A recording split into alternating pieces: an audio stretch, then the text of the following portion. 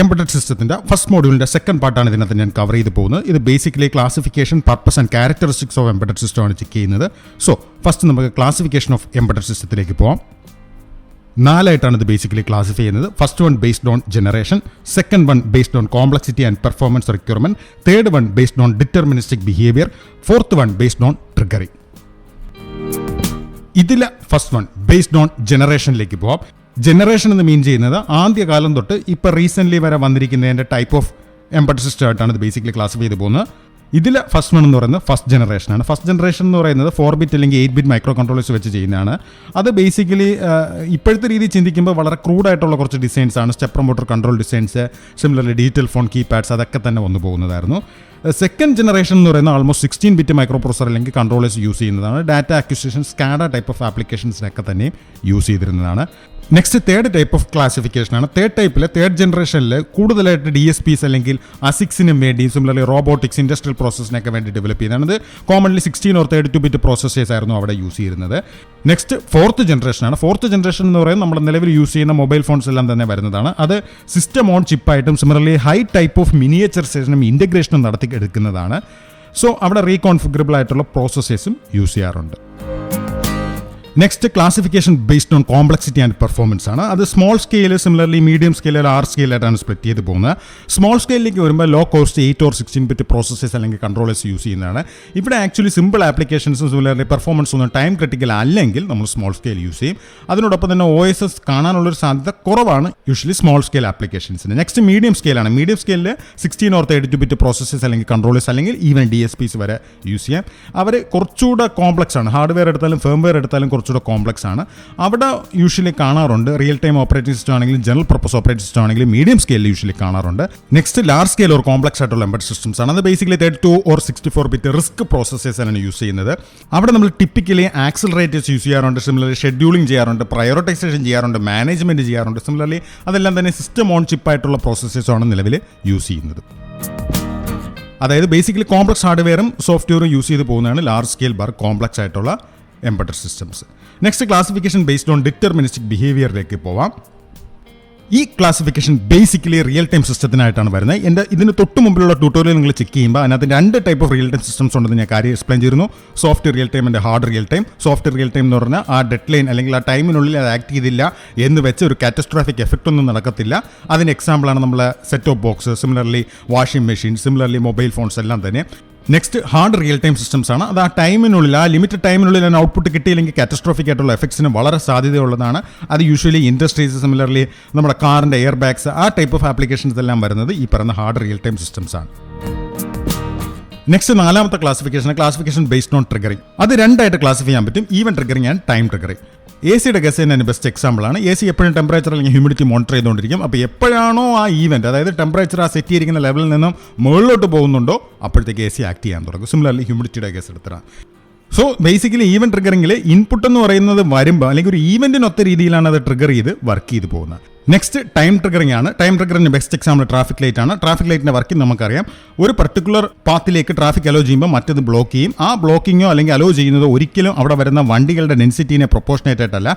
ഒരു സ്പെസിഫൈ ചെയ്തിരിക്കുന്ന ടൈമുണ്ട്. ആ ടൈം കഴിയുമ്പോൾ അത് ഓട്ടോമാറ്റിക്കലി സ്വിച്ച് ചെയ്യുകയാണ് ചെയ്യുന്നത്. സോ അങ്ങനെ വരുന്നതാണ് ടൈം ട്രിഗർഡ് ആയിട്ടുള്ള applications. Next purpose of embedded systems നമുക്ക് ചെക്ക് ചെയ്യാം. സോ ഒരു എംബഡഡ് സിസ്റ്റം ഡിസൈൻ ചെയ്തിരിക്കുന്ന ഒരു പർട്ടിക്കുലർ പർപ്പസിന് വേണ്ടിയിട്ടാണ് അല്ലെങ്കിൽ പർട്ടിക്കുലർ ടാസ്കിന് വേണ്ടിയിട്ടാണ് ഡിസൈൻ ചെയ്തിരിക്കുന്നത് നമുക്കറിയാം. സോ ഞാനിവിടെ ചെക്ക് ചെയ്യുന്ന 6 ടൈപ്പ് ഓഫ് ബേസിക് ആപ്ലിക്കേഷൻസ് ആണ്. ഫസ്റ്റ് വൺ എന്ന് പറയുന്നത് data collection bar storage bar representation ആണ്. സെക്കൻഡ് വൺ എന്ന് പറയുന്നത് ഡാറ്റ കമ്മ്യൂണിക്കേഷൻ ആണ്. തേർഡ് വൺ എന്ന് പറയുന്നത് ഡാറ്റ പ്രോസസ്സിംഗ് ആണ്. ഫോർത്ത് വൺ എന്ന് പറയുന്നത് മോണിറ്ററിംഗ് ആണ്. ഫിഫ്ത്ത് വൺ എന്ന് പറയുന്നത് കൺട്രോൾ ആപ്ലിക്കേഷൻസ് ആണ്. ആൻഡ് സിക്സ്ത് വൺ എന്ന് പറയുന്നത് ആപ്ലിക്കേഷൻ സ്പെസിഫിക് യൂസർ ഇന്റർഫേസ്. ഇതിൽ ഫസ്റ്റ് വണ്ണിലേക്ക് പോകാം, data collection bar storage representation. So പുറത്തെ ലോകത്തെ ഡാറ്റ സ്റ്റോർ ചെയ്യുക, സിമിലർലി അത് കളക്ട് ചെയ്യുക എന്നുള്ള പർപ്പസ് വന്നു പോകുന്ന data collection bar storage representation. അത് ക്യാമറ തന്നെ അതിന് ബെസ്റ്റ് എക്സാമ്പിളാണ്. ആ കളക്റ്റഡ് ഡാറ്റ എന്ന് പറയുന്നത് അനലോഗ് അല്ലെങ്കിൽ ഡിജിറ്റൽ ഫോർമാറ്റിൽ വരാം. കളക്ട് ചെയ്യുന്ന ഡാറ്റ നമുക്ക് സ്റ്റോർ ചെയ്യാനും സിമിലർലി അനലൈസ് ചെയ്യാനും സിമിലർലി മാനിപ്പുലേറ്റ് ചെയ്യാനും സിമിലർലി ട്രാൻസ്മിറ്റ് ചെയ്യാനുള്ള ഓപ്ഷൻസ് ഉണ്ടെന്നുള്ള കാര്യം നമുക്കറിയാം. അങ്ങനെ കളക്ട് ചെയ്യുന്ന ഡാറ്റ ആ സിസ്റ്റത്തിൽ തന്നെ മേ ബി സ്റ്റോർ ചെയ്യാം, സിമിലർലി സിസ്റ്റത്തിൽ തന്നെ അത് അനലൈസ് ചെയ്യാം, സിമിലർലി സിസ്റ്റത്തിൽ നിന്ന് വേറൊരു സിസ്റ്റത്തിലേക്ക് ട്രാൻസ്മിറ്റ് ചെയ്യാനോ സിമിലർലി ഈവൻ ഡിലീറ്റ് ചെയ്യാനോ ഉള്ള ആപ്ലിക്കേഷൻസ് ഒക്കെ അതിനകത്ത് വരുന്നുണ്ട്. നെക്സ്റ്റ് സെക്കൻഡ് വൺ ആണ് ഡാറ്റ കമ്മ്യൂണിക്കേഷൻ ആണ്. ഡാറ്റ കമ്മ്യൂണിക്കേഷൻ എന്ന് പറയുമ്പോൾ നമ്മൾ വീട്ടിൽ യൂസ് ചെയ്യുന്ന സിമ്പിൾ ആയിട്ടുള്ള വൈഫൈ മുതൽ സാറ്റലൈറ്റ് യൂസ് ചെയ്യുന്ന സിസ്റ്റംസ് വരെ എംബഡഡ് സിസ്റ്റംസ് ആയിട്ടുണ്ട്. സോ ഇവിടെ ഒരു ഡെഡിക്കേറ്റഡ് ആയിട്ടുള്ള ഡാറ്റ കമ്മ്യൂണിക്കേഷൻ പോർട്ടായിട്ടാണ് ഇത് ബേസിക്കലി വർക്ക് ചെയ്യുന്നത്. അത് ഏതെങ്കിലും maybe RS-232 USB similarly IEEE standards എല്ലാം സാറ്റിസ്ഫൈ ചെയ്യുന്ന രീതിയിലുള്ള ഡാറ്റ കമ്മ്യൂണിക്കേഷനാണ് നടത്തുന്നത്. Network hubs, similarly routers, switches, modems അതെല്ലാം തന്നെ അതിന് ടിപ്പിക്കൽ എക്സാമ്പിൾസുമാണ്. നെക്സ്റ്റ് തേർഡ് വണ്ണാണ് ഡാറ്റ ഓർ സിഗ്നൽ പ്രോസസ്സിംഗ് ആണ്. ആ സിഗ്നൽ പ്രോസസ്സിങ്ങിന് അതിന് ഒരു ബെസ്റ്റ് എക്സാമ്പിൾ ഈ ഫിഗറിൽ തന്നെ കാണിച്ചിരിക്കുന്നതാണ്. ഇത് ആക്ച്വലി ഹിയറിംഗ് എയ്ഡ് ആണ് ഈ സാധനം. അപ്പം അങ്ങനെയുള്ള ആപ്ലിക്കേഷൻസ് അല്ലെങ്കിൽ വരുന്ന ഡാറ്റേനെ അത് മേ ബി ആംപ്ലിഫൈ ചെയ്യോ ആ റിലേറ്റഡ് ആയിട്ടുള്ള ആപ്ലിക്കേഷൻസ് അല്ലെങ്കിൽ ആ സിഗ്നലിനെ പർട്ടിക്കുലർ വേയിൽ പ്രോസസ്സ് ചെയ്യാൻ വേണ്ടി യൂസ് ചെയ്യുന്ന എംബഡഡ് സിസ്റ്റംസ് ആണ് ഡാറ്റ പ്രോസസ്സിംഗിൽ യൂസ് ചെയ്യുന്ന എംബഡഡ് സിസ്റ്റം. അത് കമ്പ്യൂട്ടേഷനലി ഭയങ്കര ഇൻറ്റൻസീവ് ആയിട്ടുള്ള ആപ്ലിക്കേഷൻസിലാണ് യൂസ് ചെയ്യുന്നത്. അപ്പോൾ അതുകൊണ്ട് തന്നെ അവിടെ യൂസ് ചെയ്യുന്ന പ്രോസസ്സർ എന്ന് പറഞ്ഞാൽ കോമൺലി ഡിജിറ്റൽ സിഗ്നൽ പ്രോസസ്സേഴ്സുമാണ്. നെക്സ്റ്റ് ഫോർത്ത് വണ്ണാണ് ഡാറ്റ മോണിറ്ററിംഗ് ആണ്. ഇവിടെ വരുന്ന ഡാറ്റയെ വേറെ ഒന്നും ചെയ്യുന്നില്ല, ജസ്റ്റ് മോണിറ്ററിംഗ് പർപ്പസ് മാത്രമാണ് ഇതിനകത്ത് വന്നു പോകുന്നത്. അവിടെ ധാരാളം ഇൻപുട്ട് സെൻസേഴ്സ് കാണും. ഇൻപുട്ട് സെൻസേഴ്സ് നിന്ന് വരുന്ന ഡാറ്റയെ മോണിറ്ററിംഗ് മാത്രമേ ഇവിടുത്തെ ആപ്ലിക്കേഷനായിട്ട് വരുന്നുള്ളൂ. അതിന് ബെസ്റ്റ് എക്സാമ്പിളാണ് ECG. ECGയിൽ നമുക്കറിയാം ഒരു പേഷ്യൻ്റെ ഹാർട്ട് ബീറ്റ് മോണിറ്ററിംഗ് ആണെന്നുള്ളത് അറിയാം. അപ്പം കുറേ സെൻസേഴ്സ് നമ്മുടെ ആ പേഷ്യൻറ്റിൻ്റെ ഹാർട്ടിൽ വെക്കുക, അതിൽ നിന്ന് വരുന്ന ഡാറ്റയെ മോണിറ്ററിംഗ് ആണ് ഇവിടെ വന്നു പോകുന്നത്. സിമിലർലി ഡിജിറ്റൽ CRO, മൾട്ടിമീറ്റർ എല്ലാം തന്നെ ഇതിന് ബെസ്റ്റ് എക്സാമ്പിൾസ് ആണ്. നെക്സ്റ്റ് ഫിഫ്ത്ത് വണ്ണാണ് കൺട്രോൾ ആപ്ലിക്കേഷൻ. കൺട്രോൾ ആപ്ലിക്കേഷനിൽ സം സെൻസേഴ്സിൻ്റെ ഫോമിൽ അത് എൻവയോൺമെൻറ്റൽ കണ്ടീഷൻസ് കംപ്ലീറ്റ്ലി മോണിറ്റർ ചെയ്തുകൊണ്ടിരിപ്പുണ്ടാവും. സോ അവിടെ സെൻസേഴ്സും യൂഷ്വലി ആക്ടിവിറ്റീസും കാണാം. അതിന് ബെസ്റ്റ് എക്സാമ്പിളാണ് എയർ കണ്ടീഷണർ. അപ്പോൾ എയർ കണ്ടീഷണറിൻ്റെ കേസിന് നമുക്കറിയാം ടെമ്പറേച്ചർ അല്ലെങ്കിൽ ഹ്യൂമിഡിറ്റി മോണിറ്റർ ചെയ്തുകൊണ്ടിരുന്നിട്ട് അത് പർട്ടിക്കുലർ ലെവൽസ് റീച്ച് ചെയ്യുമ്പോൾ അതിൻ്റെ ആക്ടിവേറ്റർ അല്ലെങ്കിൽ അതിൻ്റെ കറസ്പോണ്ടിങ് കംപ്രസറിൻ്റെ പാർട്ട് വർക്ക് ചെയ്ത് പോകുന്നതാണ് ഇവിടെ കൺട്രോൾ ആപ്ലിക്കേഷൻസിൽ നടക്കുന്നത്. Next sixth one application specific user interface. അതൊരു സ്പെസിഫിക് ആപ്ലിക്കേഷന് വേണ്ടി ഡെവലപ്പ് ചെയ്തിരിക്കുന്ന ടൈപ്പ് ഓഫ് എംബഡഡ് സിസ്റ്റംസ് ആണ്. അതിന് നമുക്ക് ബെസ്റ്റ് എക്സാമ്പിൾ എന്ന് പറയുന്നത് മൊബൈൽ ഫോൺ തന്നെയാണ്. അപ്പോൾ അവിടെ ഡെഡിക്കേറ്റഡ് ആയിട്ടുള്ള കീബോർഡ്സ്, സിമിലർലി ഡിസ്പ്ലേ യൂണിറ്റ്സ് എല്ലാം തന്നെയും കാണാറുണ്ട്. സിമിലർലി അത് സ്പെസിഫിക് യൂസേഴ്സിന് വേണ്ടി ടാർഗറ്റ് ചെയ്യുന്നതാണ്. അതിന് കൺട്രോൾ യൂണിറ്റ്സ്, ഇൻഡസ്ട്രിയൽ ആപ്ലിക്കേഷൻസും എല്ലാം തന്നെയും അതിന് എക്സാമ്പിളാണ്. നെക്സ്റ്റ് നമുക്ക് ക്യാരക്ടറിസ്റ്റിക്സ് ഓഫ് എംബഡഡ് സിസ്റ്റത്തിലേക്ക് പോകാം. അപ്പോൾ ഓരോ എംബഡഡ് സിസ്റ്റവും ഓരോ യൂണീക്ക് ആയിട്ടുള്ള ക്യാരക്ടറിസ്റ്റിക്സ് യൂഷ്വലി കാണിക്കാറുണ്ട്. ഞാൻ ഇവിടെ 10 ഡിഫറെൻറ്റ് ക്യാരക്ടറിസ്റ്റിക്സ് ആണ് ചെക്ക് ചെയ്യുന്നത്. First one application and domain specific, second one reactive and real time, third one operates in harsh environments, fourth one distributed, fifth one small size and weight, sixth one power concerns, seventh one single function, eighth one complex functionality, ninth one tightly constrained and 10th one safety critical. So ഇതിലെ first വണ്ണിലേക്ക് പോകാം, application and domain specific. So ഈ ടേമിൽ mention ചെയ്തിരിക്കുന്ന കണക്ക് ഒരു particular application അല്ലെങ്കിൽ ഒരു പർട്ടിക്കുലർ ഡൊമൈനിന് വേണ്ടിയിട്ടാണ് ഓരോ എംബഡഡ് സിസ്റ്റവും ഡെവലപ്പ് ചെയ്യുന്നത്. അല്ലെങ്കിൽ അതിൻ്റെ ഫംഗ്ഷൻസ് എല്ലാം ആ രീതിയിലാണ് വന്നു പോകുന്നത് നമുക്കറിയാം. സോ അത് വേറൊരു പർപ്പസിന് നമുക്കത് യൂസ് ചെയ്യാൻ കഴിയത്തില്ല. അതിനെ ഞാനൊരു ഇവിടെ എക്സാമ്പിൾ പറയാൻ പോകുന്നത് ഒരു മൈക്രോവേവ് ഓവൻ്റെ എംബഡഡ് സിസ്റ്റം ഒരിക്കലും നമുക്കൊരു വാഷിംഗ് മെഷീനോ സിമിലർലി കാറിനകത്തോ ഒന്നും തന്നെ വെക്കാൻ കഴിയില്ല.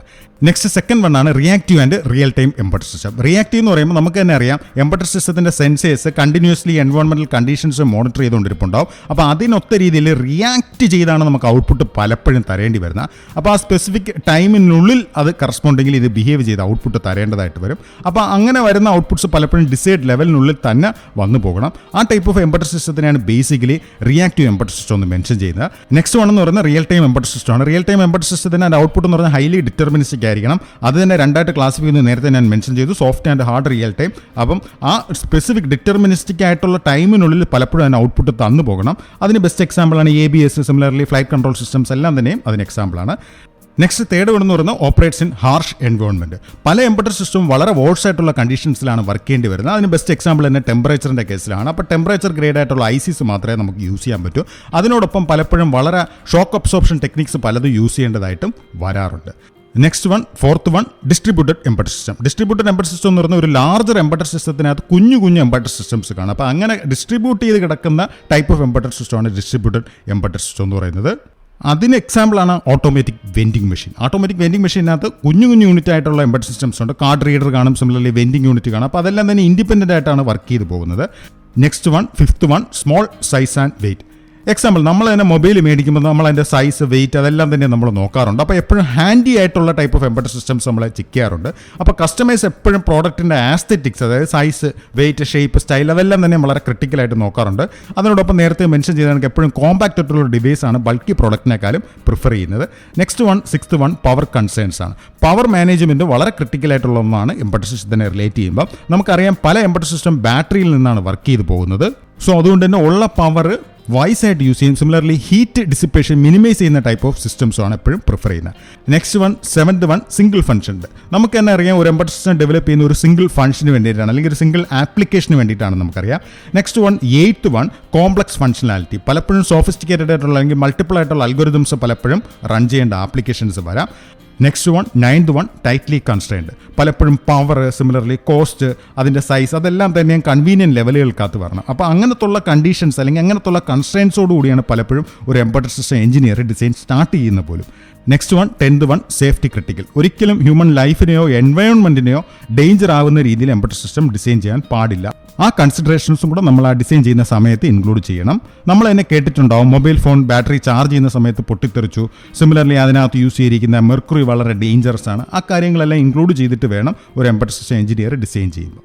സോ മറ്റൊരു ട്യൂട്ടോറിയലിൽ നമുക്ക് വീണ്ടും കാണാം. അതുവരേക്കും താങ്ക് യു.